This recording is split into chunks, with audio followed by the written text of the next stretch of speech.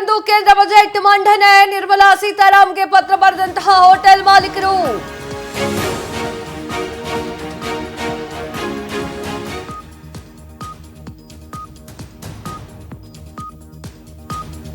February 1ರಂದು ಕೇಂದ್ರ budget ಮಂಡನೆ, ನಿರ್ಮಲಾ ಸೀತಾರಾಮನ್ಗೆ ಪತ್ರವನ್ನ ಬರೆದಂತಹ ಹೋಟೆಲ್ ಮಾಲೀಕರು.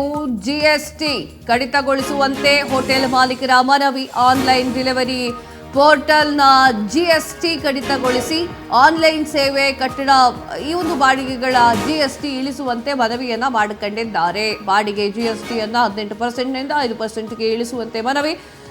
ಜಿಇಎಂ ಪೋರ್ಟಲ್ನ ಸೇವಾ ಶುಲ್ಕ 0.1ಕ್ಕೆ ಇಳಿಸುವಂತೆ ಮನವಿಯನ್ನ ಮಾಡಿಕೊಂಡಿದ್ದಾರೆ.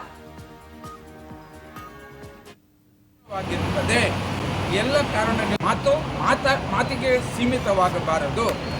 ಬಹಳಷ್ಟು ತೆರಿಗೆ ಮೇಲೆ ತೆರಿಗೆಯನ್ನು ಹಾಗೂ ಕಾನೂನಿನ ಹೊರೆಯನ್ನು ಉದ್ಯಮಿಗಳ ಮೇಲೆ ಹಾಕಿರುವುದರಿಂದ ಈ ಬಜೆಟ್ನಲ್ಲಿ ನಾವು ಯಾವುದನ್ನೇ ನಿರೀಕ್ಷಿಸುತ್ತಿಲ್ಲ. ಕನಿಷ್ಠ ಹಲವಾರು ಇಲಾಖೆಗಳಿಂದ ನಮಗೆ ತೊಂದರೆಗಳಾಗದಿದ್ದರೆ ಅದುವೇ ಸಾಕು ಎನ್ನುವುದು ನಮ್ಮ ಮನವಿ.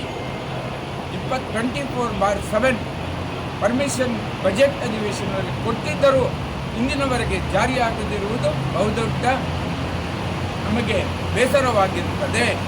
ಎಲ್ಲ ಕಾರಣಗಳು ಮಾತಿಗೆ ಸೀಮಿತವಾಗಬಾರದು.